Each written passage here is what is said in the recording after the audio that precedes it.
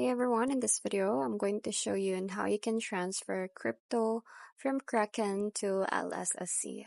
So the very first thing that you have to do is open your Kraken. But first, we're gonna have to go to the lightshaw.com. So just search this one on your browser. So from here, you just have to click on the My section, this one, and then click on the recharge button. So in here you will see a bunch of cryptos. So you just have to pick or select the crypto that you're transferring from Kraken to the LSSC. And then from here, so we're just gonna click on this USDT and then type in the amount and tap on confirm after.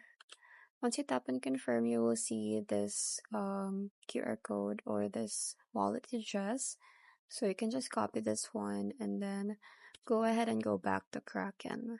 So from here, you just have to tap on this transfer button at the top, tap on withdraw, and then you will see this assets. So you just have to pick the asset that you have selected from the LSSC, and then you also have to enter the amount and then paste the wallet address.